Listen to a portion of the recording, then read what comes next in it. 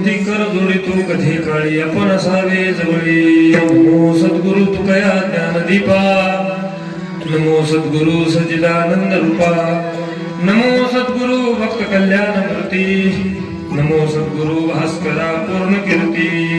माझी वाणी तुझे वर्णी गुणनाम, ऐशे दे प्रेम काही का. शरण शरण एकनाथा पायी माझा ठेविला नका पाहू गुण दोष झालो दास पायांचा. शरबिंदू समाकारे परब्रह्म स्वरूपिणी, वासरा पीठ निलये सरस्वते नमस्कृते.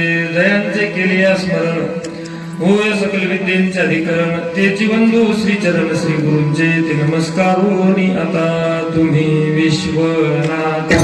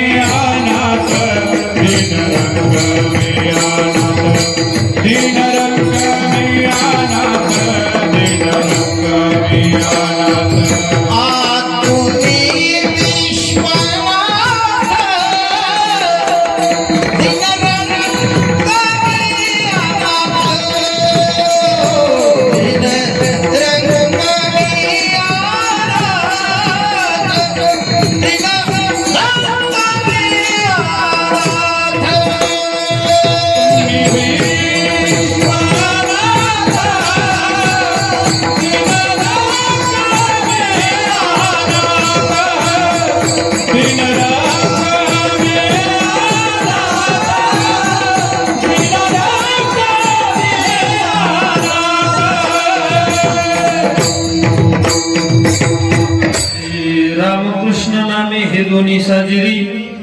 हृदय मंदिरे स्मराकारे आपुले आपण करा सोडबन, संसार बंधन तोडा वेगी. प्रस्तुत प्राप्तोळी प्राप्तस्थली कीर्तन निरूपणाच्या सेवेसाठी निवडलेला अभंग महान भगवत भक्त अलंकापूर निवासी समाधीचे राजे माऊली महावैष्णव ज्ञानोबराया यांचा हा 3 चरणाचा सर्वांच्या पाठातील सर्वांच्या परिचयाचा अगदी सर्वांच्या कानपाठ सर्वांच्या मुखपाठ असणारा 3 चरणाचा प्रस्तुत अभंग असून प्रस्तुत अभंगामध्ये माऊली ज्ञानोबराय नामाचं महत्व प्रकट करतात.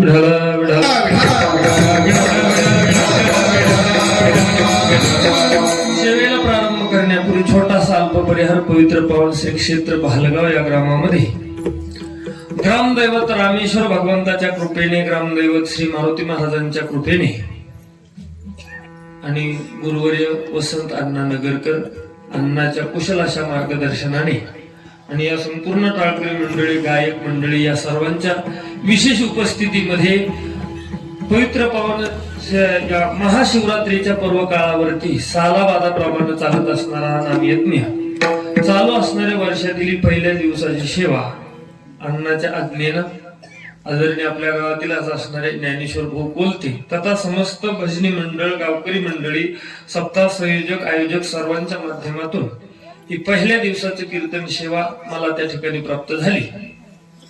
या सेवेला सत्संगत करण्यासाठी उपस्थित असणारी संपूर्ण महाराज मंडळी, त्यामध्ये प्रामुख्यानं मृदंगाच्या साथीसाठी मृदंग विशारद हरिभक्तीपरायण आमचे अतुल महाराज आदरणीय महाराजांच्या चरणावर त्रिवार वंदन करतो.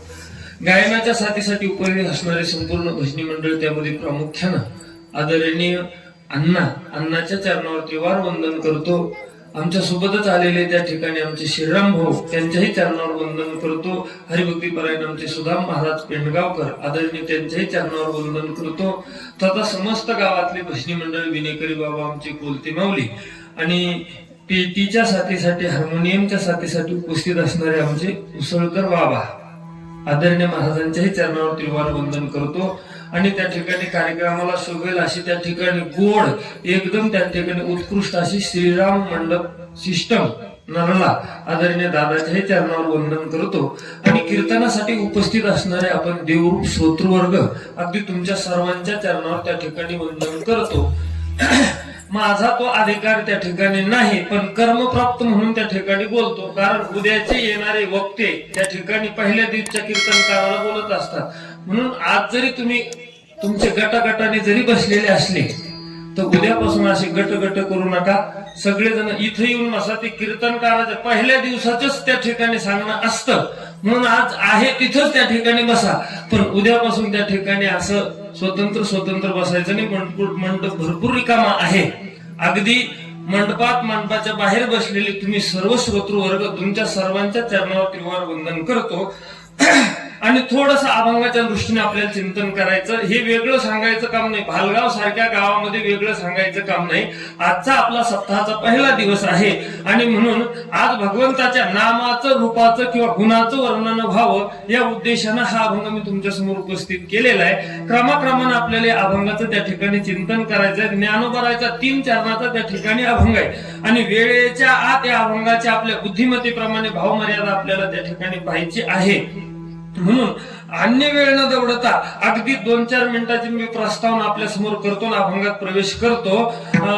संत शब्दापासून आजच्या कीर्तनाला आपल्याला आरंभ करायचा आहे. संत कोणाला म्हणायचं, संत कुठं आहे, इकडं आज त्या ठिकाणी चिंतन करायचं नाही. फक्त संत का तर महाराष्ट्राला एक संबोधन दिलं जातं, महाराष्ट्र ही संतांची भूमी आहे, म्हणून इथून थोडासा विस्तार करायचा. मग महाराष्ट्र ही संतांची भूमी आहे, मग ही संत परंपरा कुठून सुरू झाली बाबा, असं जर चिंतन केलं तर संप्रदायाने जिथून दखल घेतली तिथून बोलतो. संप्रदायाला लाभलेले पहिले संत त्या ठिकाणी कोण आहे, श्री संत निवृत्तीनाथ दादा. निवृत्तीनाथापासून आपल्या संत परंपरेचा प्रारंभ झाला. चला, आणि या संत परंपरेचा शेवट कुठे आहे, संप्रदायाला दखल आहे. त्याच्यानंतर झाले की नाही झाले या वादात मला पडायचं नाही. पण निवृत्तीनाथाने संत परंपरेचा आरंभ झाला आणि या संत परंपरेचा शेवट कुठे आहे म्हणे तर निळोबार आहे. म्हणजे नीन प्रारंभ झाला, दादा निवृत्ती आणि शेवट आहे निळोबार आहे. हे सकल संत, हे सगळे संत म्हणजे निवृत्तीनाथापासून निळोबारायापर्यंत एक एक संत त्या ठिकाणी मोजले. हे सगळे संत अवताराला आले याच महाराष्ट्रामध्ये. बरं, अवताराला आले, भिन्न भिन्न ठिकाणी आले, वेगवेगळ्या ठिकाणी आले, परंतु संत इथं आले कशासाठी तर प्रामुख्यानं या बहुजन समाजाला उपदेश केला. संतांनी उपदेश केला, वेगवेगळ्या संतांनी केला, वेगवेगळा केला. पण थोडस धाडसानं बोलतो मी, संत भरपूर झाले आणि भरपूर संतांनी भरपूर उपदेश केला. पण 99% संतांना 2च गोष्टीचा उपदेश केला. काय काय सांगितलं संतांनी, 99% 2च गोष्टी सांगितल्या संतांनी. पहिलं सांगितलं तुम्ही स्वरूपाने कोण आहे आणि दुसरं तुम्ही कर्तव्य काय करायचं.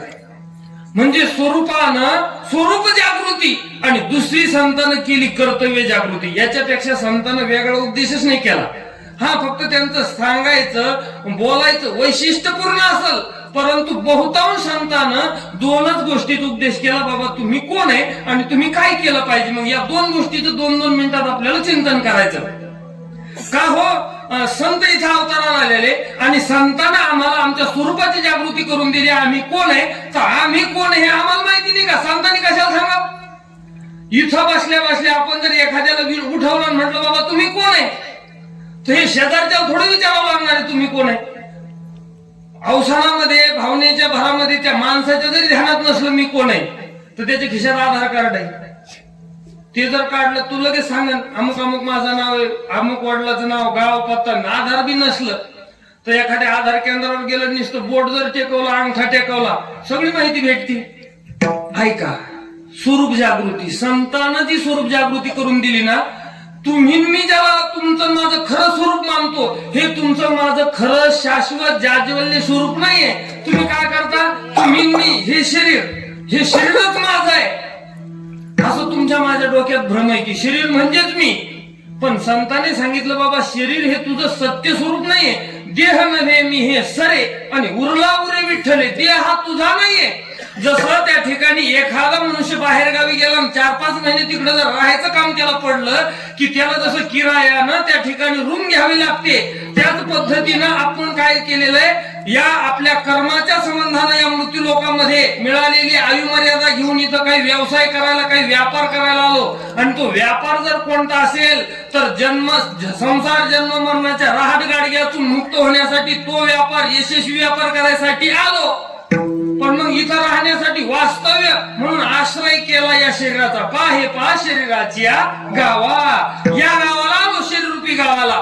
मग आलो कसं, जसं आपल्या गावातला 5 महिन्यासाठी कुठेतरी बाहेर गेला आणि तिथं राहायला लागला ना, तसं आपण मर्यादित आयुष्यासाठी तुम्हाला आणि मला मिळालेलं जे आयुष्य आहे तेवढ्या आयुष्यासाठी तुम्ही मी या शरीररूपी गावाला आलो आणि आलो आणि एवढं या शरीरात गुंतलो की आपण आपलं खरं स्वरूपच त्या ठिकाणी विसरलो आणि आपण सगळेजण म्हणायला लागलो की शरीर म्हणजेच मी आणि मग शरीरात समाधान सगळं माझं आलं. मग कुठून?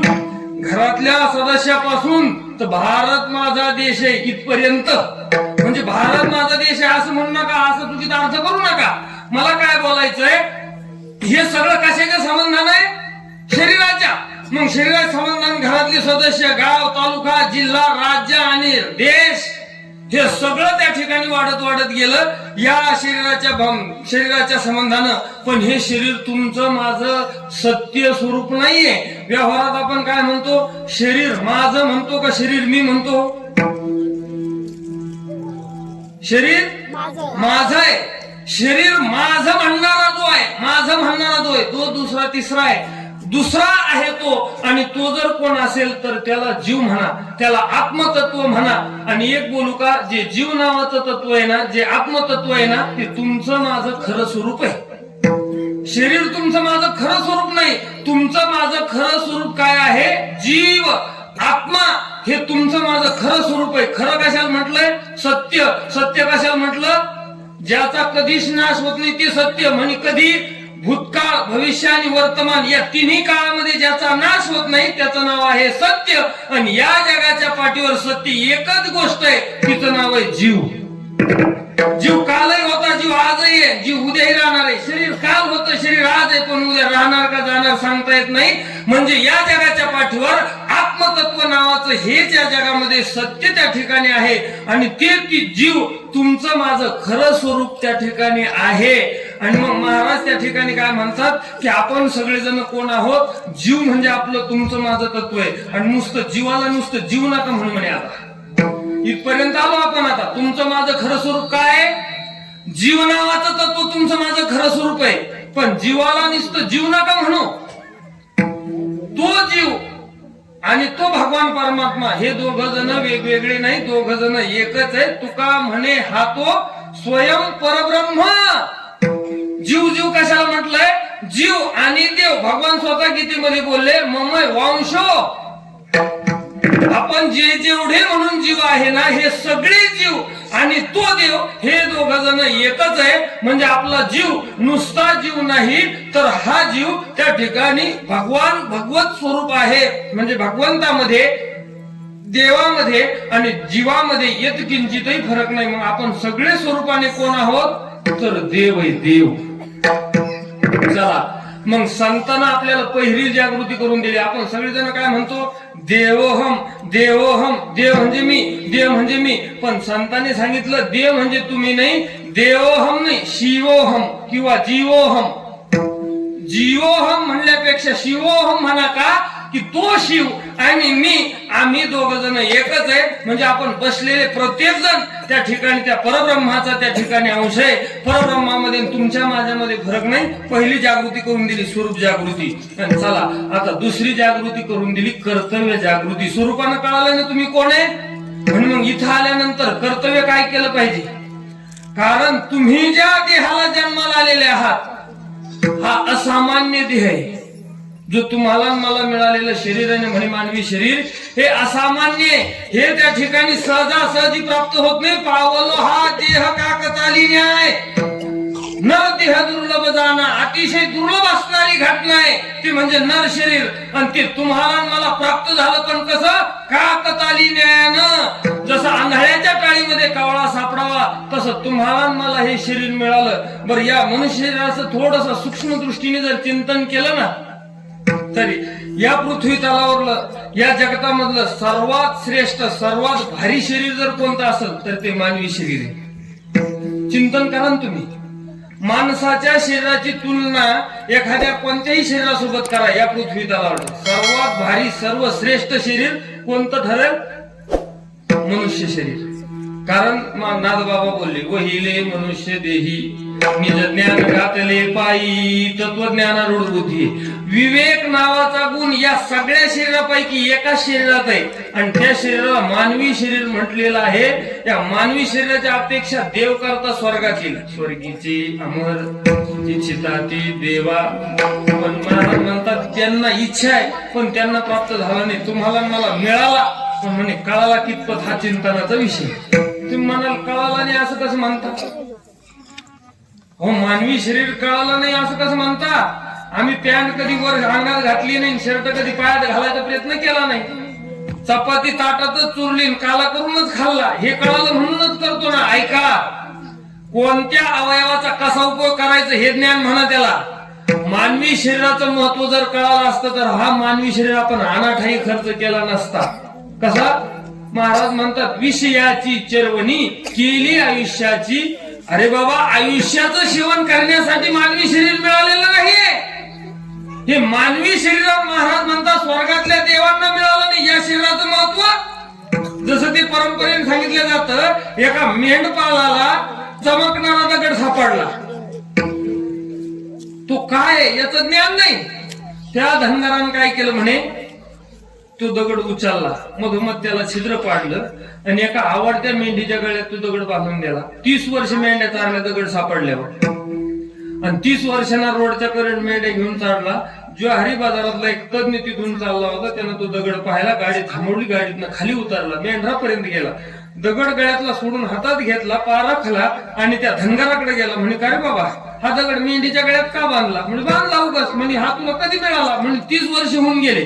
म्हणजे 30 वर्षापूर्वी मिळालेला दगड असाच गळ्यात आहे का? म्हणे हो. म्हणजे मग 30 वर्षापासून मिळालेला दगड मिळालेला असताना सुद्धा तो असं मेंढ्यात चालतो का?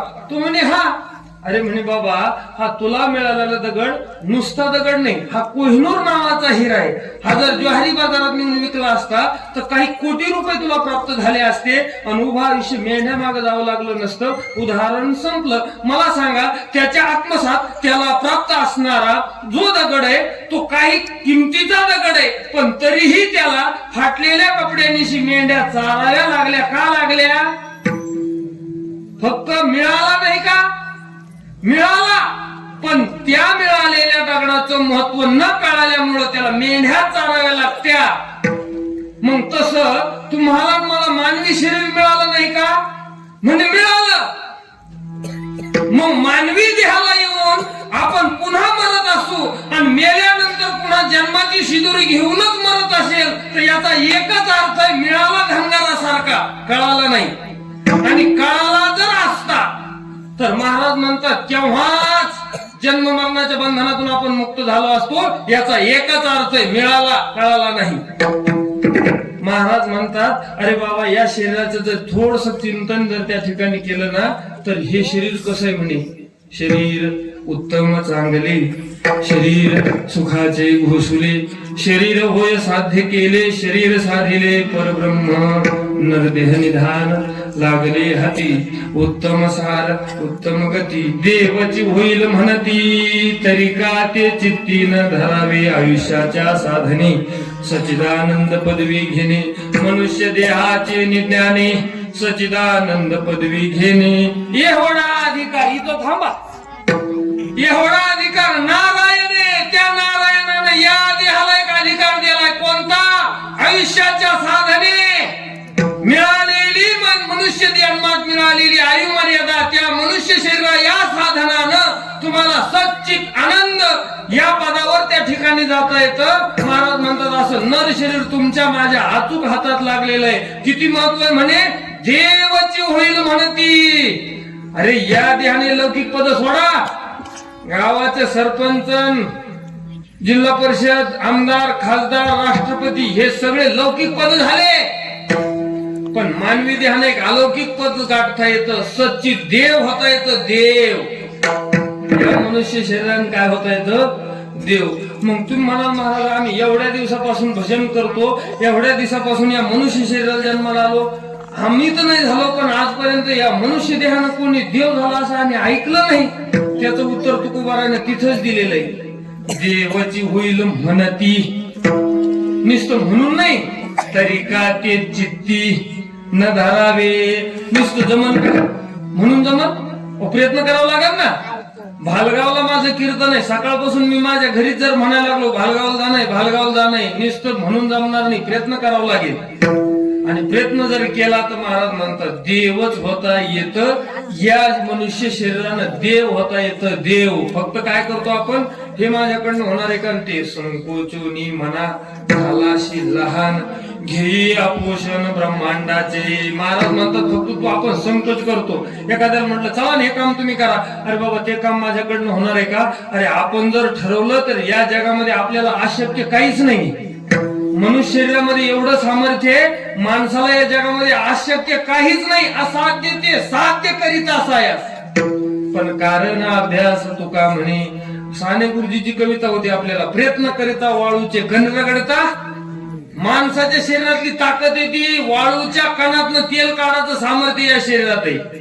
अभ्यासाचे निबळी एकाग्रते अंतरळे व्याघ्र सर्प प्रांजाळे केली की अभ्यासाच्या बळावर विषकी आहारी पडे समुद्री पायवाट जोडे एकी वाघ ब्रह्म थोकडे. म्हणजे केव्हा अभ्यासी केले, अभ्यास केल्यानंतर विषकी आहारी पडे. जसं वरणात चपाती तुरून खातो तसं विषामध्ये माणूस चपाती तुरून खाऊ शकतो, पण विषाचा अभ्यास करा.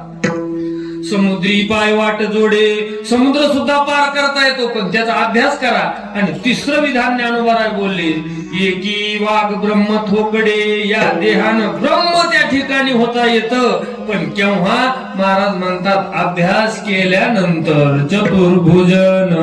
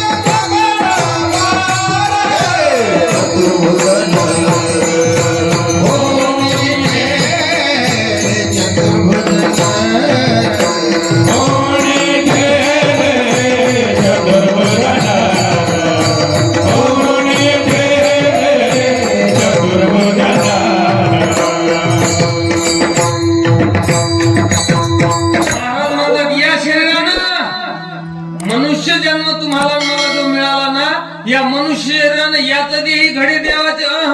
नुसतं देवाचं भजन नाही, देव होता येतं देव. चतुर्भुज नर होऊन ठेले. चतुर्भुजता म्हणजे स्वरूपाता नावाची मुक्ती, देवाचं स्वरूप याच शरीराने त्या ठिकाणी प्राप्त होता येतं. मातृ पितृ भ्राता सगोत्र अपार. आणि स्वतःसाठी काय होतं म्हणे चतुर्भुज नर होऊन ठेले. या मनुष्य शरीरामध्ये ते सामर्थ्य आहे. मग महाराज म्हणतात तुम्ही स्वरूपाने कोण आहात, स्वरूपाने बसलेले आपण सर्व जर देवाचा अंश आहोत. आणि इथं आल्यानंतर आपण कर्तव्य त्या ठिकाणी काय केलं पाहिजे, तर या जगातलं सर्वात भारी शरीर तुम्हाला मला मिळालेलं आहे ना, मग या भारी शरीरानं इथं कर्तव्य काय करायचं सांगितलं, तर ज्ञानोबाने सांगायला सुरुवात केली दुसऱ्या चरणात.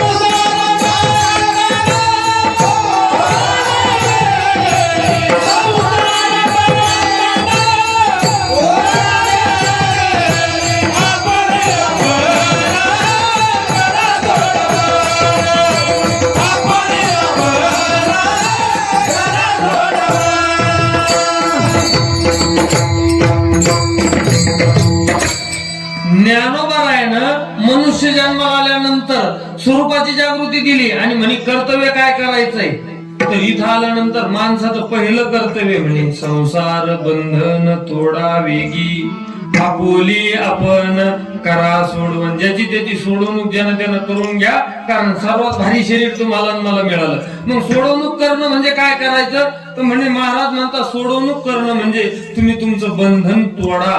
पण कोणतं बंधन तोडा, म्हणजे संसार बंधन तोडा वेगी, संसाराचं बंधन तोडा. आता संसार तोडता येतो का, करिता विचार तो हा दृढ संसार. आणि ब्रह्मादिका पार नुलंगवे सामर्थ्य, ब्रह्मादिक देवाला सामर्थ्य नाही, यालाच मिळेल असं प्रमाण सांगतो पहा. अनंत भक्तराशी तरले ते वानर, ज्ञानदेव घर चिदानंदी. वानर तरले, माणसं का तरणार नाही. मग महाराज म्हणतात तुम्ही एक करा, तुमचं संसाराचं बंधन तोडा. मग आता पहिली गोष्ट आपण संसार कशाला म्हणतात ते समजून घेऊ. तुमच्या माझ्या डोक्यात जो संसार आहे तो इथे ज्ञानोबाला अपेक्षित नाही. बायका पोरं घरदार खेतीवाडी हे सगळं याला संसार म्हणतोय. आजच्या कीर्तनापुरतं त्याला आपण प्रपंच म्हणू. संसार कशाला म्हटलेलं आहे, आद्यगुरु शंकराचार्याने केलेली संसाराची व्याख्या. पुनरपी जननम, त्याच्यावर न्याय दिला तुकोबारायनं. किती वेळा जन्मा यावे नित्य भावे भुजित, जन्माला येणं मरण, जन्माला येणं मरण, याला संसार म्हटलेलं आहे. आणि महाराज म्हणतात तो संसार तोडा.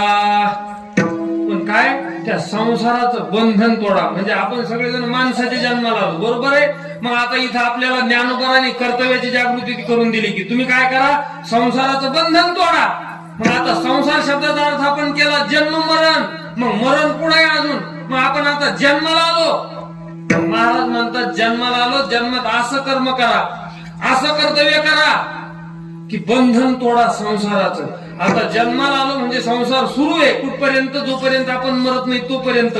पण जन्माला आल्यानंतर असं जगत जगत मारा, असं जगत जगत मारा की मेल्यानंतर पुन्हा त्या ठिकाणी काही शिल्लक राहिलं नाही पाहिजे. तुका म्हणे एका मरणेची सरे, मरणच सरलं, येरझार संपली पाहिजे. त्यांची सरली येरझार, येरझार समाप्त करायची, ज्याची जन्म मरणाची येरझार समाप्त करायची. महाराज म्हणतात त्याला संसाराचं बंधन तोडायचं. मग ऐका, संसाराचं बंधन कशाला म्हटलेलं आहे, माणूस जन्माला कशामुळे येतो ते संसाराचं बंधन आहे. जन्माचं, आता मनुष्य जन्माला कशामुळे येतो, 3 गोष्टीमुळे जन्माला येतो, पाप कर्म आणि वासना. जन्म घेणे लागे वासनेच्या संगे, जशी अंतकरणामध्ये वासना आहे तसा जन्म घ्यावा लागतो. दुसरे कर्म, आगा कर्मी जे उरावे केले, कर्म झाले त्याची भोगाले, दुसरं. आणि तिसरे पाप. पाप जर शिल्लक राहिलं तर महाराज म्हणतात त्या ठिकाणी जन्मा येणे घडे पातकाचे मूळ. पापाच्या मुळामुळे जन्माला आलो. मग बसलेले पैकी उभे आपण सगळे पापी म्हणून जन्माला आलो, कर्ण शिल्लक आहे म्हणून जन्माला आलो, आणि वासना अंतकरणात शिल्लक राहिली अंतकाळाच्या वेळेस म्हणून आपण जन्माला आलो. मग आपल्याला आता मरायचंय, पण मेल्यानंतर असं मरायचंय की या तिन्हीतली एक बी गोष्ट शिल्लक नाही राहिली पाहिजे. पण ते कोणतं, पाप कर्म आणि वासना. एका मिनिटात या तिन्हीचं आपल्याला चिंतन करायचं, पाप घालवायचं. पाप घालवण्यासाठी काय करायचं, म्हणजे जळतील पापे जन्मांतरीचे. पाप घालवण्यासाठी ज्ञानोबा म्हणे काय, नाम संकीर्तन साधन पै सोपे. देवाचं नाव घ्या, देवाचं नाव घेतल्यानंतर म्हणे तृण अग्नी मेळे समरस झाले. किती जरी पाप असलं घेता नाम विठोबाचे, पर्वत जळती पापाचे. किती जरी पाप असलं तर महाराज म्हणतात एकदा देवाचं नाव घेतलं सगळं पाप जातं. पहिला मुद्दा संपला, पाप गेलं. आता दुसरं एक कर्म.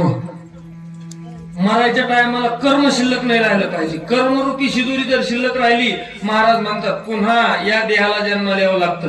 आता या कर्माचा सिद्धांत आहे बाबा, कर्म हे ज्याला त्याला भोगूनच संपावं लागतं. कर्मे श्रीराम वनवासा गेला, कर्मे दशरथे वियोगी मेला, कर्मे रावण क्षोभ पावला, वियोग घडला सीतादेवी. हे मोठ्याची यादी ज्ञानोबांनी सांगितली. आणि मग आमचं कर्म पण ऐका, या मानव देहाला आल्यानंतर आपण निष्काम भावनेने जर भगवंताचं नामचिंतन केलं तर आपल्या निष्काम भावनेने केलेल्या नामाचं ऋण देवावर होतं. त्या ऋणातून मुक्त होण्यासाठी ते ऋण पैदे कोणी अंगी ज्ञानोबा बोलले. त्या ऋणातनं मुक्त होण्यासाठी भगवान परमात्मा काय करतो, हरी कृपे त्याचा नाश झाला एका जनार्दनी भोग प्रारब्धाचा. प्रारब्ध भगवंताच्या प्रारब्धानं, भगवंताच्या कृपेने प्रारब्धाचाही नाश झाला, भगवंताच्या नामामुळे पापही गेलं. आता एकच गोष्ट राहिली, ते बाळा बोलू नका ना, आता एक गोष्ट राहिली आणि ती काय, वासना. ही वासना फार विचित्र आहे पहा. त्या जड भरत राजाचं आपण उदाहरण नेहमी ऐकतो. जड भरत राजा हरणी गर्भा गेला आणि घाला तो घातला वासनेनं. सर्वस्वाचा त्याग केला त्या राजानं, जंगलात गेला, ध्यास लागला हरणाचा, विसरला मरणाला, हरण झाला. एवढी घातक ही वासना. वासनेचा संग होयांत काळी तरी तपोबळी जन्मधरी. म्हणजे सांसारिक तुम्ही मी प्रापंचिक. मोठमोठ्या तपस्वी लोक आहे ज्यांनी तपश्चर्या केली, त्या तपश्चर्यांना सुद्धा अंतकाळाच्या वेळेस वासनेचा संग झाला तर जन्म घ्यावा लागला. आपल्या हिंदुस्थानामध्ये एक 17 वर्षाची मुलगी भगवान महादेवाच्या मंदिरात गेली, दर्शन घेतलं, वैराग्य उपरती निर्माण झाली त्या मुलीला. कौमारी अवस्थेतली मुलगी आहे. एक हात छातीवर ठेवला आणि एक पिंडीवर ठेवला महादेवाच्या आणि शपथ घेतली शंकराची, मी आजीवन ब्रह्मचारी राहील, ब्रह्मचारी व्रताचं पालन करेन म्हणे मी. केलं तिनं पालन. 50, 60, 70 वर्ष झाली. साध्वी महान तपश्चर्या आहे, नाम साधना जीवनामध्ये खडतर तपश्चर्या आहे. 70 वर्ष वय झालं त्या स्त्रीचं, त्या माऊलीचं. नैष्टिक ब्रह्मचारी, साधना आहे, तर एवढा तेज पुण्य चेहरा. एखाद्या पुरुषाकडे नुसतं राग राग पाहिलं तर भडभड पेटल एवढं दैदिप्यमान चेहरा त्या स्त्रीचा आहे. पण 72-73 वर्ष वय झालं, आजारी पडली. आश्रमात सेवकांनी वैद्याला आणलं. जुन्या काळात डॉक्टर नव्हते, वैद्य होते.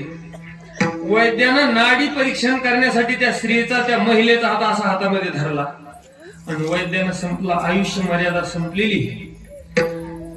73 वर्षाचं ब्रह्मचारी जीवन ज्या बाईचं आहे, तिला 73व्या वर्षी पहिल्यांदा माणसाचा स्पर्श झाला, पुरुषाचा. आणि ती 70-75 वर्षाची महिला काय म्हटली, असा असतो का म्हणजे पुरुषाचा स्पर्श, उगाच ब्रह्मचारी राहिले ना, लग्न केलं असतं तर बरं झालं असतं. काम नावाची वासना त्या महिलेच्या अंतकरणामध्ये शिल्लक राहिली. परिणाम त्या महिलेला पुढचा जन्म एका वेश्येचा घ्यावा लागला आणि त्या वेश्येचं नाव आहे पिंगला नावाची वेश्या. तरी तपोबळी जन्मधरी. तुमचं माझं कुठे ऐका, ही वासना ओढाळ सांगितलेली, आवरत नाही. मग ही वासना कशी संपवायची, आपण भगवंताचं जर नामचिंतन केलं ना म्हणे आयुष्यभर, तर अंतकाळाच्या वेळेस आपली वासना काय होईल, वासनात हरिरूप होईल. आणि एकदा का वासना हरिरूप झाली तर नादबाबा म्हणे पूजा ध्यान जप त्याशी नाही, मग त्याला काहीच करायचं काम नाही. मग महाराज म्हणतात तुम्हाला संसाराचं बंधन तोडायचंय ना, तर हे 3 गोष्टी त्या ठिकाणी होऊ द्यायच्या नाही. या 3 गोष्टीचा लोप कशानं होतो, नामानं होतो. ही मिळवणी ध्यानात ठेवा. मग संसार बंधन, संसाराचं बंधन तोडा. पण ज्ञानोबरांनी इथे एक विशेष शब्द वापरला, संसाराचं बंधन तोडा. पण कसं तोडा म्हटले, वेगी. संसार बंधन तोडा वेगी. वेगी म्हणजे लवकर. हो, आता काला तर उद्या, काला झाल्यावर तोडू. तर हे म्हणणं आपलं वेड्यासारखं आहे. 28 का 26 जानेवारी 28 अजित पवारांची घडलेली घटना. 28 जानेवारी प्रचाराला येत होते दादा मुंबईहून पुण्याला.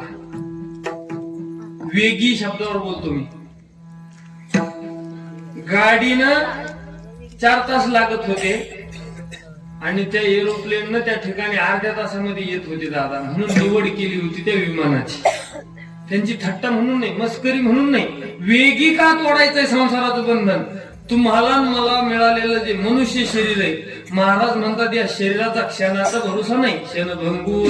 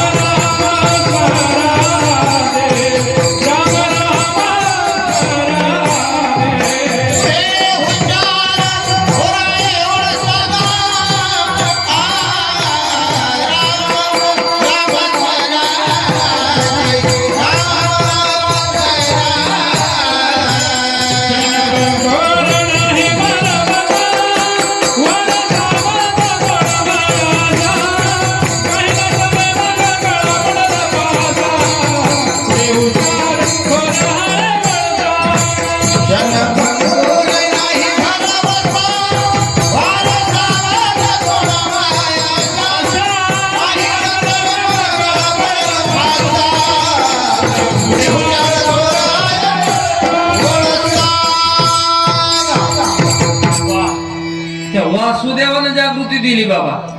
जगातलं सर्वात भारी शरीर आहे मान्य आहे, पण या सर्वात भारी शरीरासाठी एक दुर्गुण आहे म्हणे, आणि त्या दुर्गुणाचं नाव आहे या शरीराचा नाश आहे. बरं, नाश कसा आहे म्हणे? स्वभाव नाश आहे, आश्रय नाश आहे, आणि परता देखील नाश आहे. नाशिवंत देह जाणं सकळ म्हटले ना म्हणजे तिन्ही ठिकाणी या शरीराचा त्या ठिकाणी नाश आहे. महाराज म्हणतात हे शरीर केव्हा जाईल? ग्रास गिळे सत्ता नाही हाती शन भंगूर हे जाय न कळता. तुकोबारा म्हटले हे शरीर एवढं नश्वर आहे, किती पंक्तीला बसलो, चपाती चुरली, वरण घेतलं, काला केला, निस्ता केला नाही म्हणे, हातात घेतला आणि तोंडात बी टाकला. ग्रास गिळे सत्ता नाही हाती, हे चावून गिळणार आहे का तसाच तोंडामध्ये राहणार आहे, एवढी सुद्धा सत्ता तुमच्या माझ्याकडे नाही. म्हणून आपल्याला बंधन पडायचं संसाराचं, मग काल्याची वाट नाही पाहिजे म्हणे. येथे आळशुजेने केला तो सर्वस्वे नागवला, चिता हातीचा परमार्थ गेला, अवती पडला भवचक्री. मुमुक्षाचा वैरी जर कोण असेल म्हणे ना, आळस म्हणून आता करू उद्या करू हे म्हणणं आपलं वेड्यासारखं आहे पहा. कारण उद्या मनुष्याच्या जीवनात कधीच येत नाही. एका जणांना काय झालं, एका मुलाला कीर्तनाचा असा परिणाम झाला. जसा आपल्या गावातला असणारा एकच मुलगा असा आहे की आळंदी सारख्या ठिकाणी साधना करायला लागलाय, अण्णांच्याच मार्गदर्शनात, संगीत सारखा मुलगा. त्याला काय झालं, कीर्तनामध्ये कीर्तन ऐकलं आणि त्याला अशी इच्छा झाली बाबा आपण माळ घालावी. तो आला महाराजाकडे, कीर्तन झाले महाराज मला माळ घाला. आता ते महाराज नम्रपणे अंतःकरणालाच त्यांनी प्रश्न विचारला, बाबा माझा माळ घालायचा अधिकार नाही, मी कशाला माळ घालू. पण लेकरू एवढ्या प्रेमानं आलंय, मग लेकराला काहीतरी उत्तर दिलं पाहिजे. म्हणून लेकराला पटलं अशा भाषेत त्या महाराजांनी उत्तर दिलं, म्हणजे बाबा दादा आपल्या सप्त्याची सुरुवात आज झाली, म्हणजे आज सोमवार, मंगळवार, बुधवार आणि परवाच्या दिवशी गुरुवार आहे म्हणे. आणि गुरुवारी गुरु करणं चांगलं आहे. आता गुरु कधी बी करावं बरं का, पण त्या लेकराच्या समजुतीसाठी काय म्हटले ते बाबा कीर्तनकार की बाबा गुरुवारी माळ घालणं चांगलं आहे आणि तू काय कर गुरुवारी माळ घाल. पण ते पोरग काय म्हटलं, महाराज मला तुमच्याकडूनच माळ घालायची म्हणजे, मग फारसं तर गुरुवारी मी येतो आणि तुला माळ घालतो. मग ते पोरग म्हणे बरं महाराज तुमचं कीर्तन झाले मला आज माळ घालायची अशी इच्छा झाली, अशी गुरुवार पर्यंत राहीन का हो? म्हणजे काय झालं, काय राहणार, राहीन म्हणे तुला इच्छा. म्हणे बर गुरुवार पर्यंत मी माळ घालायसाठी मी जिवंत राहीन. महाराज म्हणे तुला काय होणार आहे, तू बी जिवंत राहशील. म्हणे मला इच्छा राहील, मी बी गुरुवार पर्यंत जिवंत राहशील, पण गुरुवारी मला माळ घालायसाठी तुम्ही जिवंत राहणार आहे का? महाराज म्हणे आजच गुरुवारी माळ घालून घे वेगी. कारण या ठिकाणी महाराज म्हणतात की हे शरीर किती नश्वर आहे. महाराज म्हणतात पण आपण त्या मरणाला सुद्धा विसरलो. ज्ञानोबा बोलले किंबहुना पांडवा हा अंगींचा मृत्यू नित्य नवा न देखे जो मावा विषयांची. मरण हे आटळे, मरण एवढं नश्वर आहे केव्हा येतं सांगता येत नाही. अगदी 2008 ला घडलेली घटना, मुंबईमध्ये एक जे हॉस्पिटल आहे, त्या हॉस्पिटलचं नाव आहे जे हॉस्पिटल. आणि त्या जे हॉस्पिटल मध्ये एक हृदयरोग तज्ञ होते, त्या डॉक्टरचं नाव होतं डॉक्टर मांटे. ते हृदयाच्या बाबतीत एवढे स्पेशल होते, एकदा का फोनवर ते पेशंट जर त्यांच्यासोबत बोलला तर काल ओढून नेलेला माणूस तो डॉक्टर परत आणत होता. चॅलेंज ना, एवढा विद्वान डॉक्टर मांटे. विदेशातून त्यांच्याकडे हृदयाची तपासणी करण्यासाठी अनेक राज्यातून लोक मुंबईला जायचे त्यांच्याकडे. 4-4 महिने अपॉइंटमेंट नंबर लागत नव्हता, एवढे यशस्वी डॉक्टर होते ते मांटे. आणि काय झालं, मांटे डॉक्टरला दुपारी 1:30 वाजता फोन आला त्यांच्या घरून. त्याचा मुलगा बोलायला लागला, म्हणजे बाबा तुम्ही हॉस्पिटलला आहे का? म्हणे हो. म्हणजे झालं काय? म्हणे बाबा आजीला म्हणजे डॉक्टरच्या आईला हृदयाचा तीव्र अटॅक आला, म्हणजे झटका आला. म्हणे आई बोलते का? नाही म्हणजे डोळे वगैरे बंद झालेले, श्वासोश्वास बंद झाले, सर्व अंग. डॉक्टरने ओळखलं बाहेर लक्षणं पूर्ण अटॅकचे. मग डॉक्टरनी सांगितलं तुम्ही काहीच करू नका, तातडीनं आहे त्या परिस्थितीत तुम्ही म्हातारीला उचला आणि माझ्यापर्यंत घेऊन या, फक्त फोन कानाला लावा. पोराने म्हातारीला गाडीत टाकलं, म्हातारीच्या त्या ठिकाणी कानाला फोन लावला. डॉक्टरनं काही मार्गदर्शन, प्राथमिक उपचार सांगितले, टाळ्या वाजवणे, खोकलणे, अमुक ढमुक. तर म्हणे त्या डॉक्टरच्या घरापासून हॉस्पिटलला येण्यासाठी 43 मिनिटाचा कालावधी लागत होता. त्या दिवशी नशिबानं 30-35 मिनिटातच गाडी हॉस्पिटलला आली. डॉक्टरचं मार्गदर्शन आईला फोनवर चालू होतं. डॉक्टरची कॅबिन 3ऱ्या मजल्यावर होती आणि सगळे साहित्य घेऊन डॉक्टर खाली ग्राउंड फ्लोअरला एकदम खाली आलेले होते, सगळे साहित्य घेऊन. म्हातारी गाडीतून खाली घेतली तर म्हातारी खाली घेतल्याबरोबर स्वतःच्या पायावर उभी राहिली आणि आपल्या पोराच्या कॅबिनला 3 मजले स्वतःच्या पायानं चढत गेली. वर कॅबिनला गेली, बीपी पाहिलं, सगळं नॉर्मल झालेलं होतं. आणि आई तुला एकाही गोळीची गरज नाही, तू घरी जा. आणि त्यानंतर 2.5 महिन्यानं डॉक्टर मांटे यांना असंख्य अटॅकचे पेशंट वगैरे केले होते. स्वतःच्या हॉस्पिटलमध्ये स्वतःच्या कॅबिनला बसलेले होते. बसल्या जागी बसल्या खुर्चीवर अटॅक आला. सगळं तयारीचं होतं, पण आहे त्या परिस्थितीत, आहे त्या स्थितीमध्ये आला. डॉक्टरला काहीच करता गेलं नाही. एवढं शरीर नश्वर आहे. विठाला विठाला.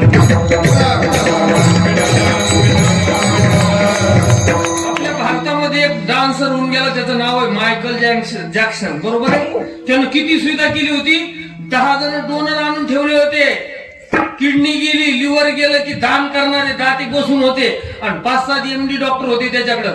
सकाळच्या आंघोळीच्या पाण्यापासून तर संध्याकाळच्या झोपाला उशी काय घ्यायचं, उशाला खाली काय पांघरायचं, अंगावर काय पांघरायचं, खाली काय आथरायचं, हे सगळं डॉक्टर सांगत होते. पण राहायला काय होते होती. म्हणून वेगी तोडा, म्हणून संसाराचं बंधन तोडा. वेगी.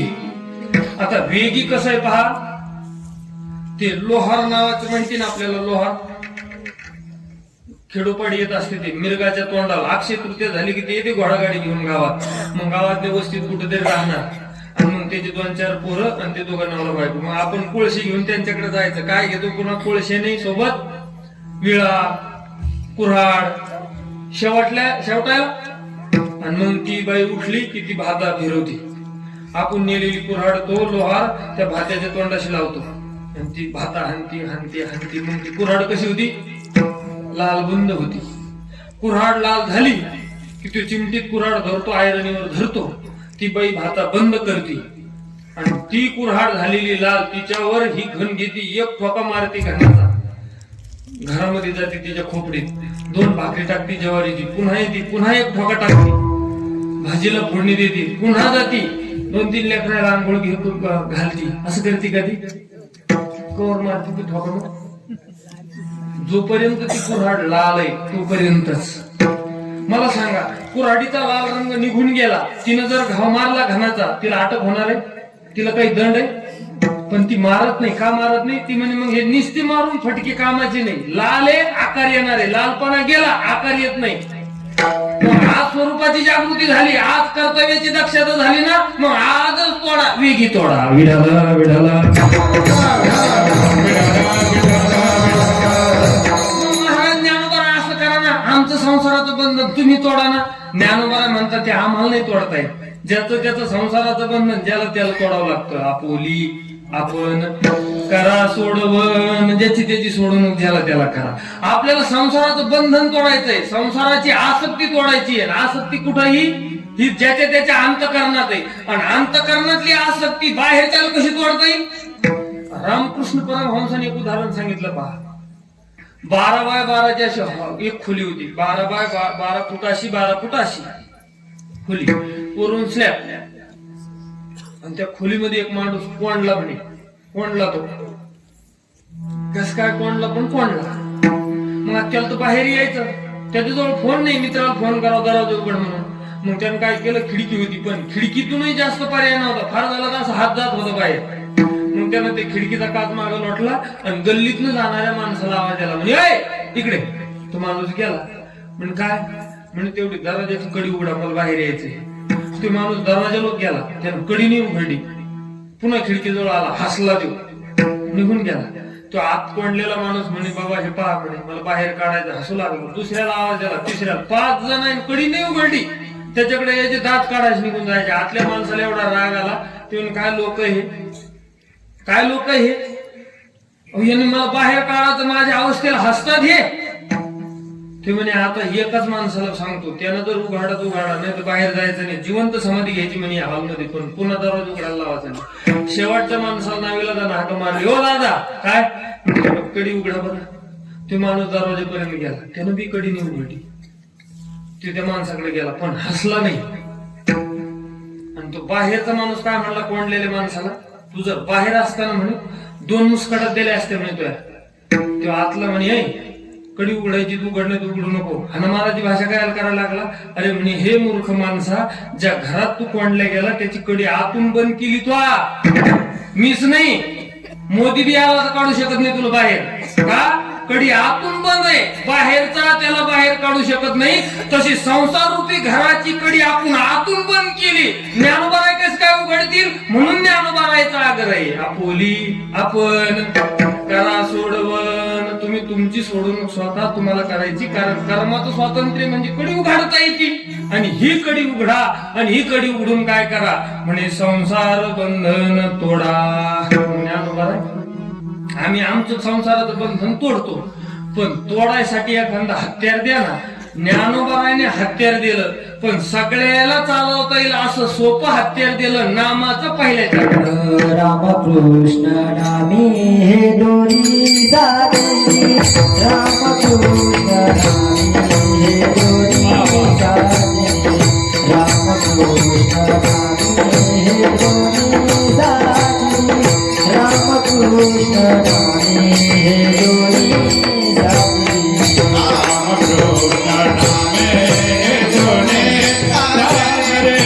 रामकृष्ण नामी हे दोरी साधे, रामकृष्ण नामी हे दोरी साधे, रामकृष्ण नामी हे दोरी साधे,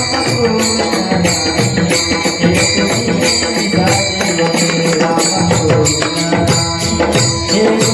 साधे, ज्ञानोबा म्हणतात, एखाद्या कुळामध्ये एखादा नामधारक जर जन्माला आला तर म्हणे परंपरा त्याचे कुळ शुद्ध,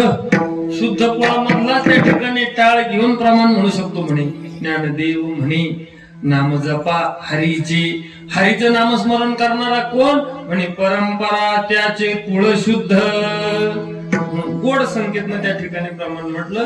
ज्ञानोबारायनं संसार रूपी बंधन तोडायसाठी जे हत्यार दिलं, ज्ञानोबारायकडे लय मोठे हत्यार आहे, पण सगळे हत्यार सर्वसामान्याला चालवता येते का?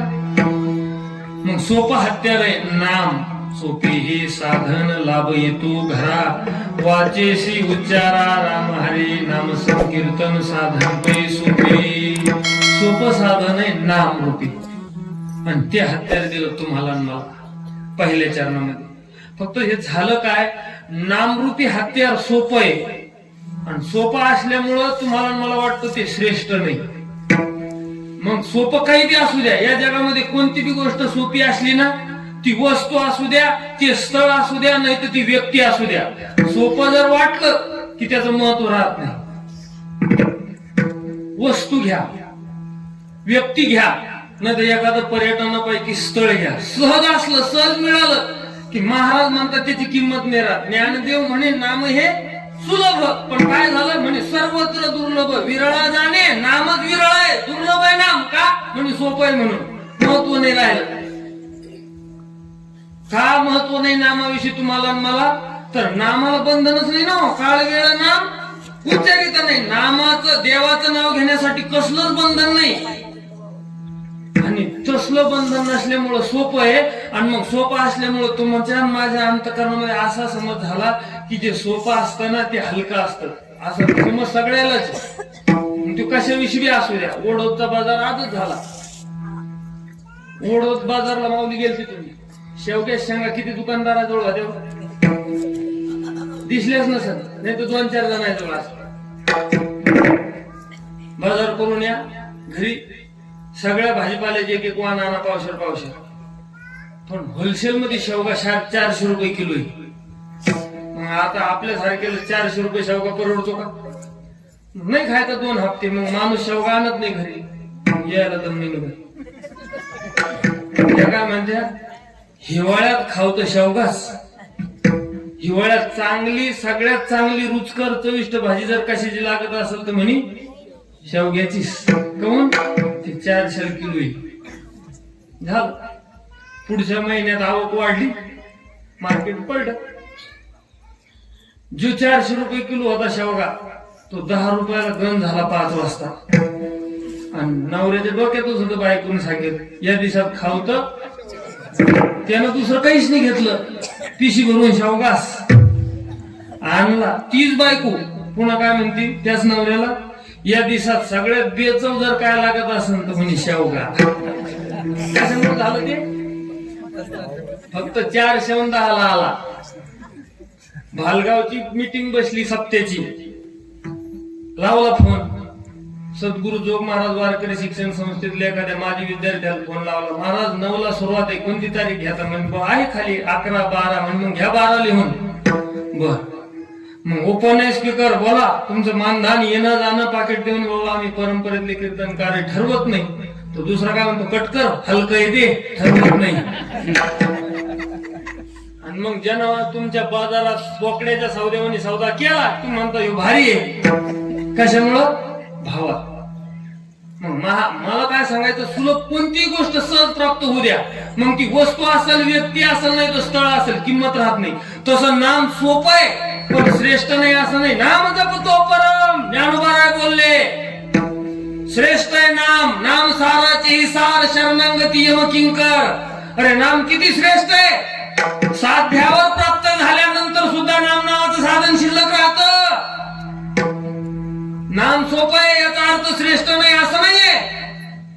त्या कबीर महाराजांची आणि आपले योगी जे नवनाथ आहे, मच्छिंद्रनाथ, गोरखनाथ, त्यानंतर गहिनीनाथाची कबीर महाराजांची भेट झाली आपल्या दोघांची. आणि दोघांमध्ये वाद लागला होता. कबीर महाराज म्हणत होते नाम श्रेष्ठ आहे, गहिनीनाथ म्हणे योग श्रेष्ठ आहे. योगाने आत्मोद्धार आहे, योगाने संसाराचं बंधन तोडता येतं. पण ज्ञानोबारायनच खंडन केलं म्हणून योगाची वाटा, योग याग विधी दंभ वाढल म्हणे वायाची उपाधी. योग मार्गानं नाम मार्गानं जर गेलं, हेच दोघांची चर्चा चालली. दोघं ऐकायला तयार नाही. शेवटी गहिनीनाथ म्हणे परीक्षा. कशी परीक्षा? चला समुद्रावर. गेले दोघं समुद्रावर. आणि मग समुद्रावर परीक्षा कशी घ्यायची ठरली म्हणे दोघांनी समुद्रात गुप्त व्हायचं आणि दोघांना पकडून द्यायचं. ज्याला उशीर लागल तो हरला आणि जो लवकर सापडेल तो जिंकला. ज्याला लवकर सापडून गेला तो जिंकला. गहिनीनाथ महाराज म्हणजे माझा पहिला नंबर तुमचा. गहिनीनाथानं समुद्रामध्ये एका माशाचं रूप घेतलं आणि समुद्रात गुप्त झाले. कबीर महाराजांना आपल्या नामाच्या सामर्थ्यानं हात घातला समुद्रात आणि अचूक मासा पकडा म्हणे तुम्ही गैनीनाथ आहे. गैनीनाथांना हात जोडले, बरोबर ओळखलं म्हणे. 2च मिनिटात कबीर महाराज आता तुमचा नंबर. कबीर महाराज म्हणे राहू द्या ना, तुम्ही मोठे नाही म्हणे तुमचा नंबर. कबीर महाराज समुद्रामध्ये गुप्त झाले. गहिनीनाथ सामान्य नव्हते, सिद्ध्या होत्या, योग येत होता. योग सामर्थ्यानं गहिनीनाथांना असंख्य रूप घेतले आणि काही क्षणामध्ये सगळा समुद्र पालथा घातला. कबीर महाराज दिसलेच नाही, दिसले नाही. हात जोडले गहिनीनाथांना म्हणे कबीर महाराज तुम्ही जिथं असाल तिथून प्रगट व्हा, मी हरलो. कबीर महाराज प्रगट झाले. गहिनीनाथ चालले पण दम नाही घेणार, शंका. म्हणे का कबीर महाराज मी हरलो हे सिद्ध झालं, पण तुम्ही समुद्रातच होते का? कबीर महाराज म्हणे सांगायची गोष्ट आहे का, आपलं ठरलं होतं समुद्रातच. म्हणजे मग मला शंका अशी, तुम्ही जर समुद्रात होते तर या समुद्रामध्ये राहणारे असंख्य प्राणी जे काही जलचर आहे, साप, बगळा, मासा, बेंडूक, हे जे कासव, हे सगळे प्राणी पाहिले. कोणत्याच प्राण्यामध्ये कबीर महाराज मला तुम्ही दिसले नाही. तुम्ही समुद्रामध्ये नेमके कोणते प्राणी झाले होते? कबीर महाराज म्हणे मी समुद्रामध्ये समुद्रच झालं होतं, हे सामर्थ्य नामात आहे. योगाने मासा होता येतं, योगाने बगळा होता येतं, पण नाम साधना का श्रेष्ठ आहे? तर या नामानं महाराज म्हणतात ज्ञानदेवी राम रामकृष्ण ठसा आणि येणे जशी दिशा आत्माराम. नाम साधना का श्रेष्ठी आहे? तर नाम साधनेनं संपूर्ण दिशामध्ये आत्मारामाची अनुभूती त्या ठिकाणी प्राप्त येते. म्हणजे सायुज्यता नावाचा मोक्ष या नामामध्ये मिळतो. आणि म्हणून ज्ञानोबाने सांगितलं हे राम नाम रूपी हत्यार तुम्ही घ्या आणि या हत्यारानं संसाराचं बंधन तोडा. कोणतं नाव? ज्ञानोबाने सांगितलं रामकृष्ण नामे. हे 2 नाव. आता इथं एक शंका आहे पा ढोबळ मानानं. शंका कशी आहे? ज्ञानोबारायनं राम आणि कृष्ण हे 2च नाव का सांगितले? भागवतामध्ये भगवंताचे 24 अवतार सांगितले, आपल्या संत परंपरेमध्ये 10 सांगितले, एक झाला नाही 9 आहे.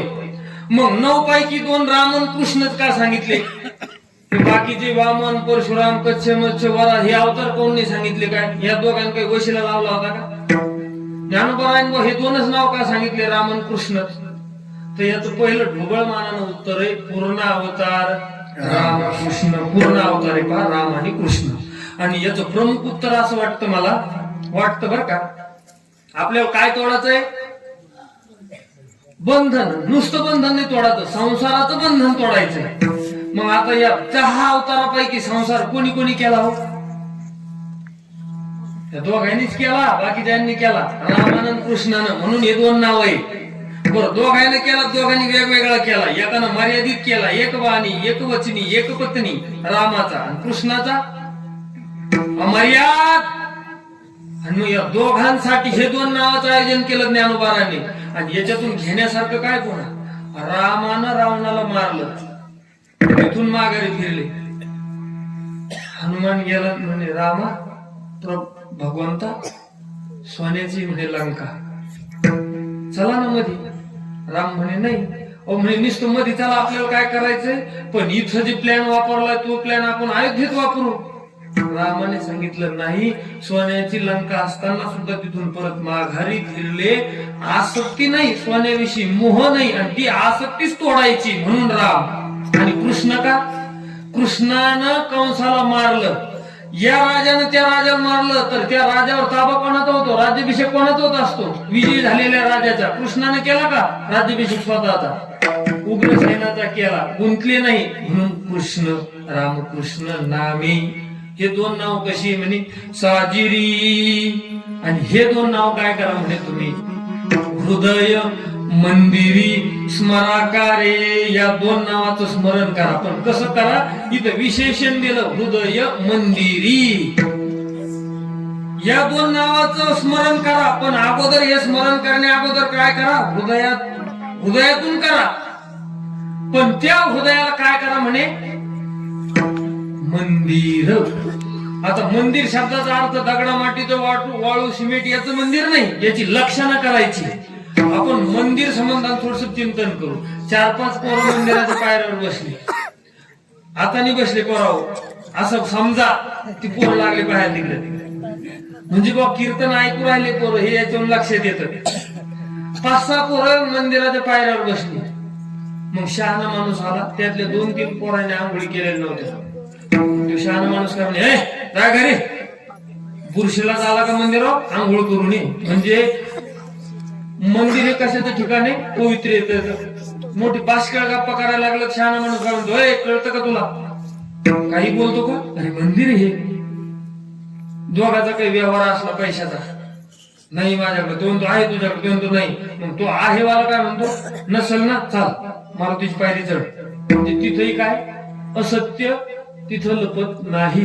मग हृदयाला मंदिर करायचं म्हणजे या हृदयाला काय करायचं, मंगल करायचं, पवित्र करायचं. महाराज म्हणतात तुम्ही बाहेरून देवाचं नाव किती घ्या, हे जप पाहिजे,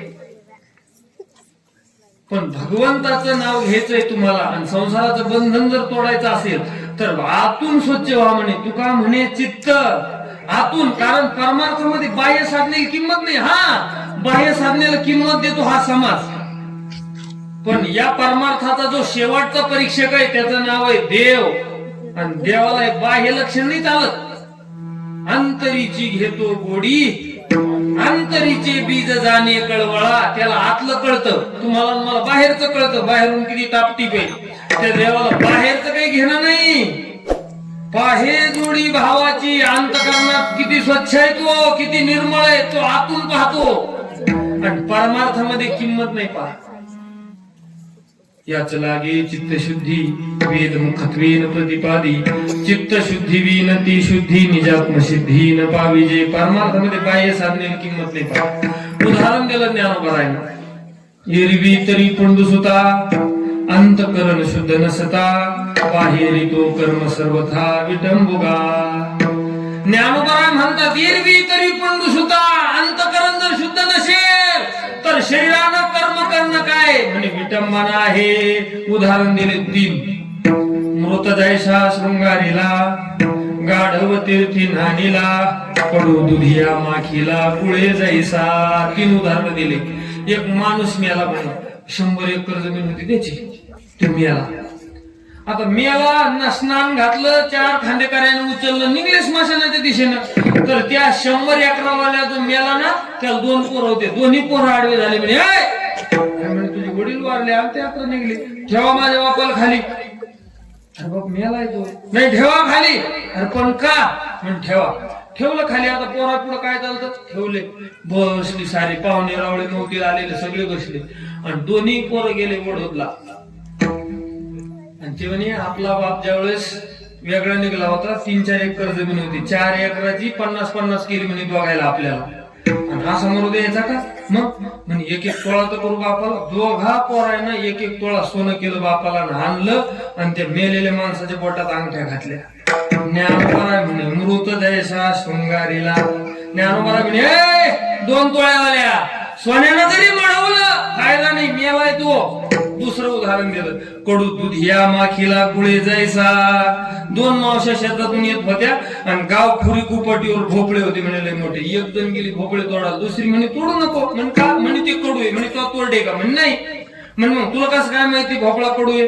हो म्हणे गाव खोरी आहे, सहज कोणी बी तोडू शकतो. भोपळा जर गोडा असता तर राहायला असता का, कडू आहे म्हणून राहायला. पण ती मावशी हुशार होती, लॉकडाऊन मध्ये 12वी व्हायला होती तिची. ती काय म्हणे, असू दे कडू, कडू भोपळ्या मी गोड करणार. कडू दुधिया माखीला, गुळे जायचा. कीर्तनातला गुळ उरायचा दररोज 3 ते घरी न्याला. आणि त्या गुळाचा केला म्हणे पाक. आणि जसं लहान लेकराची टाळू मागते ना माऊली, तसं 1 महिना त्या कडू भोपळ्याला माखलं. कडू दुधिया माखीला, गुळानं माखला, गोड होईल. महाराज म्हणतात तरी त्याचं आतून कडू येतो, बाहेरून किती गुळानं माखा गोड होत नाही. तसं बाहेरून किती बी नाव घ्या, या वाणीनं वै खरा मध्यमा मंदिरी. चित्त नाही नामे करते, चित्त नाही नामे करते,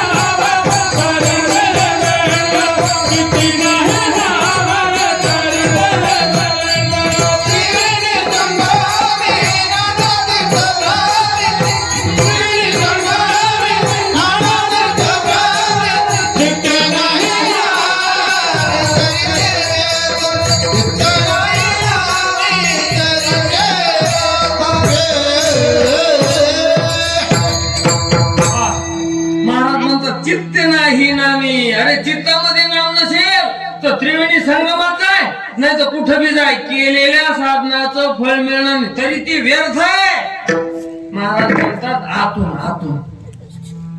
ते बिरबल आणि बादशाहच्या आपण नेहमी गोष्टी ऐकतो ना. मग ते एक दिवस काय झालं, बादशाह आणि बिरबल असे बसलेले होते आणि तो बादशाह काय म्हटला बिरबलला. आता बिरबल हा ब्राह्मण कुळामध्ये जन्माला आलेला होता. मग मस्करी म्हणून थट्टा म्हणून बादशाह काय म्हटला, बिरबल हमको ब्राह्मण बनाव, ब्राह्मण कर म्हणे मला. आता हे कोण आहे, मुस्लिम. मुसलमानाला ब्राह्मण करता येतं का? ते म्हणे बिरबल हमको ब्राह्मण बनाव, रोज म्हणायचा. हे बिरबल वैतागला, पण बिरबल हजार जबाबी होता. बिरबल आणि बादशाह सांगितलं, सरकार 8 दिन की मुदत दीजिए और 8 दिन के बाद 11 है, 11 के दिन आप गंगा नहाने आ जाइए, आपको मैं ब्राह्मण बना दूंगा. 8 दिवस थांबा म्हणे, ब्राह्मण करतो तुम्हाला. पण काय 8 दिवसांनी एकादशी, एकादशी दिवशी या म्हणे तुम्ही गंगेवर स्नानाला, ब्राह्मण करून टाकू तुम्हाला. बादशाह गेला, एकादशी दिवशी गेला. लांबूनच पाहिलं तर बिरबल आधीच पोहोचलेला होता. बादशाह असा नजीक गेला, जवळ गेला, तो बिरबल निस्ता पोहोचलेला नव्हता, नदीच्या पात्रात उतरलेला होता. बादशाहनं जवळ जाऊन पाहिलं, निस्ता उतरलेला नव्हता. त्या बिरबलाने गाढवलेलं होतं त्या पाण्यात. त्याच्या अंगावर पाणी टाकायचं, साबण, साबण झाली की शॅम्पू, शॅम्पू झाली की साबण, चालला गाढव धुवायचा रट्टा बिरबलाचा. बादशाह गेला, बिरबल क्या कर रहे हो? बिरबल म्हणला कुछ नहीं सरकार, गदा धो रहा हूं. क्यों? सरकार ये गंगा नहाने से घोड़ा हो जाएगा. बादशाह राग आला. बादशाह म्हणे अबे मूर्ख, गधा कभी घोड़ा हो सकता है क्या? बिरबलानं हात जोडले आणि सांगितले, सरकार मुसलमान कभी ब्राह्मण हो सकता है क्या? उदाहरण संपलं. त्याच्या बाह्य कर्मावरून हात बदल होऊ शकत नाही. आणि जर झाला असता तर माणसाच्या आधी दर्शन घेतले असते, सर्प, इंचू, बगळे यांचे दर्शन घेतले असते लोकांना. तुकोबारायचे एक अभंग आहे पहा, सुंदर अभंग आहे. काय सर्प खातो अन्न, काय ध्यान बकाचे, म्हणे अंतरीची बुद्धी खोटी, भरले पोटी वाई, काय उंदीर नाही धावी, राख न लावी गाढव, तुका म्हणे सुसर, जरी कावळा कान नाती. सर्प काय अन्न खातो, पाहिलं कधी सर्पाला जेवण करताना? मग 12 महिन्याचा उपवास धरला काय म्हणे सर्पांना. काय ध्यान बकाचे, बक म्हणजे बगळा, पाणी तुंबलेला असावं. बगळा किती शांत उभा राहतो, म्हणजे नामस्मरण चालू आहे काय, साधना चालू आहे का, त्याच्या टपक्यात मासा कवा येतो ते पाहतो. म्हणे काय ध्यान बकाचे, काय उंदीर नाही धावी. उंदीर मामा पाहिला, उंदीर म्हणला का कधी मी लय दमलो आज आणि आज दिवसभर झोपणार आहे? कधी पहा उंदराची पळापळीच चालू आहे. मग पळतो म्हणजे काय 4 धाम फिरायला लागला. काय उंदीर नाही धावी आणि म्हणे राख न लावी गाढव.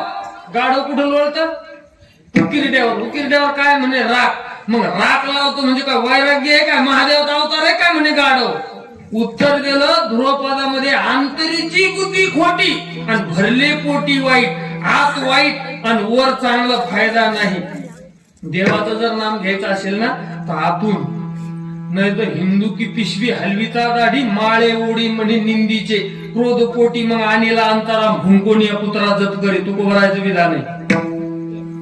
चाललंय म्हणे माळ ओढणं आणि क्रोध पोटी मग आणीला अंतरा, अंतकरणामध्ये काम क्रोध अधिक जर विकार असन, चाललंय भजन करणं, माळ ओढणं, म्हणे गल्लीत भुकणारं कुत्र, माळ जप करणारा माणूस सारखे दोघं.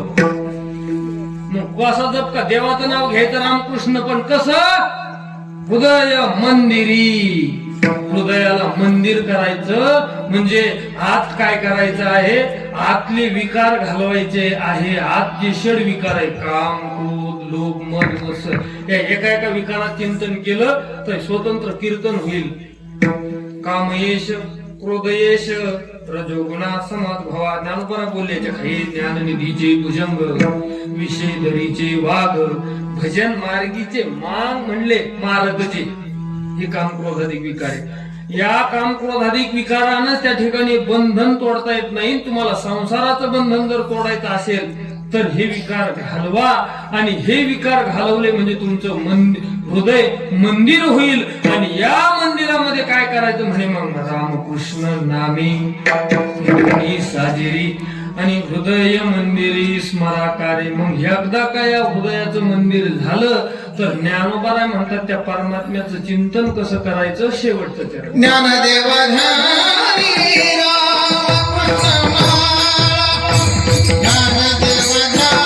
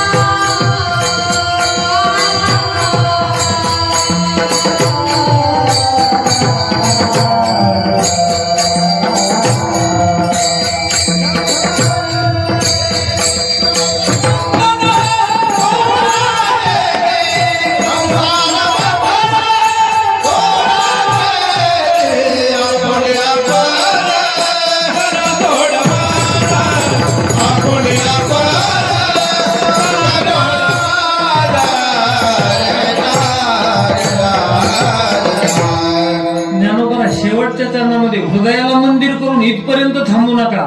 ज्ञानदेवा ध्यानी रामकृष्ण माळा आणि काय हृदय जिव्हाळा श्री मूर्तीराया. ज्या रामकृष्णाचं मी भजन करतोय ना, ज्या रामकृष्णाच्या नामचिंतनानं मला माझं बंधन तोडायचंय ना, निदान सामान्य स्वरूपानं त्या दोन्ही देवांचं ज्ञान पाहिजे, त्यांना पाहिलेलं पाहिजे म्हणे. नाही तर कसं होईल, शंक करशी ज्याच्या नावे आणि त्याचे रूपाचे नाही ठावे. महाराज म्हणतात एखाद्याला नवस केला एखाद्या देवाला, पण ज्या देवाचा तुला नवस फेडायचा त्याला, ज्याला करायचा ज्याला तू नवस केला त्याला पाहून ये, म्हणजे फेडायला जाताना तू दैन होणार नाही. तसं तुला रामकृष्णाच्या नावानं बंधन तोडायचंय, मग त्या रामकृष्णाला त्या ठिकाणी काय कर, हृदय जिव्हाळा. एखाद्या वेळेस काय होतं, एखाद्या व्यक्तीचं वस्तूचं नाव जर माहित नसलं तर पंचायत होती, 10 मिनिटात आपल्याला 5 मिनिटांमध्ये थांबायचं, वेळ संपुष्टात आली. उत्तर भारतातला म्हणा, आता आपल्या उदाहरणानं बोलायचं तर ह्या एमपीतले लोक लय आले महाराष्ट्रात कामाला. मग एक एमपीतला एक माणूस इथं कामाला आला आपल्या महाराष्ट्रात. मग कामाला आला. आता हिंदी भाषा आहे, पण थोडा तो खाली इकडे जबलपूर छत्तीसगड साईडचा होता, तिकडची हिंदी थोडी लय किडबिडी हिंदी. मग ती हिंदी इथं तो बोलायला लागला. आणि मग 5-7 महिने राहिला तो आपल्या महाराष्ट्रात. मग काय झालं, आपल्या मराठी भाषेचे त्याच्यावर संस्कार झाले, त्याला मराठी भाषा कळायला लागली. उठ जाय ये हे सगळं कळायला लागलं, पण मराठी बोलता येत नव्हती त्याला. आणि मग तो आपल्या महाराष्ट्रात एका मारवाडीच्या कामाला राहिला. ते मारवाड्याने त्याला सांगितलं, जाय एक घोडं घे आणि याला पाणी होणार. ते बघ्या घोडं पाणी पाजायचं कसं नियम सोडलं, घोडं नेलं पाण्यावर. आता बैलासारखं घोड्याला पाणी पाजता येत नाही म्हणे. घोड्याला पाणी पाजायचं शास्त्र आहे, त्याच्या नाकात जोपर्यंत लगाम आहे तोपर्यंत पाणी पिता येत नाही. मग त्याला लगाम काढायला त्याला. मग लगाम काढला तर घोडं मोकळं होतं. मग लगाम काढायचा पण मोकळं नाही सोडायचं, तो गळ्यात टाकायचा, दाबून धरावं लागतं घोड्याला, तेव्हा पाणी पितं. त्या घोड्याच्या नाकातला यानं काढला लगाम. घोड्यानं पाणी पिलं आणि त्या घोड्यानं पाहिलं, म्हणून मी घोडा पण हे गाढवच आहे. मला यानं दाबलं नाही, घोडं थांबलं नाही, घोडं पळालं. बरं घोडं पळालं हे म्हणे, मी जर घोडं घरी नेलं मालक मला बोला, म्हणून हे घोड्याच्या मागं, घोडं पुढं हे मागं, घोडं पुढं, घोडं काही थांबेल. घोडं असं दिशेने असं झालं. मग पंचायत ऐका, माझ्या जवळून घोडं माझं पळून गेलं, तर जे पळालं ते घोडं आहे हे याला माहित नव्हतं, त्याला घोडं म्हणते. याच्या हातात काय होता, लगाम, याला लगाम म्हणते, हे बी याला माहित नव्हतं. बरं एवढंच नाही, हे ज्या मारवाड्याच्या घरी कामाला होतं त्या मारवाड्याचा अमुक ढमुक टमुक काय नाव हे बी त्याला माहित नव्हतं, पळू लागलं नसतं. मग त्याच मारवाड्याच्या घरी आपल्या महाराष्ट्रातला एक कोऱ्या कामाला ते पुढून येत होता. हे काय म्हणतं त्याला, हो जिथं काम करता तुम्ही तिथंच काम करतो मी, जाऊन सांगा तुम्ही याच्यातलं गेलं. उदाहरण संपलं. आता मला सांगा तो काय सांगा पुढच्याला. तसं ज्ञानोबा म्हणतात, हृदयी जिव्हाळा श्रीमूर्ती राया, ज्या रामकृष्णाचं भजन करायचंय मग ते रामकृष्ण निदान सामान्य त्या ठिकाणी सामान्य तत्वानं रामकृष्णाचं ज्ञान पाहिजे. आणि असं ज्ञान असेल तर भजन करा, आणि केलं भजन तर संसाराचं बंधन निश्चित तुटतं. महाराज म्हणतात, नाम घेता वाया गेला नाहीसा कोणी ऐकिला. देवाचं नाव घेतलं तर ते व्यर्थ जात नाही, म्हणून एकदा सर्वांनी त्या देवाचं नाव घ्यायचंय. रखुमाई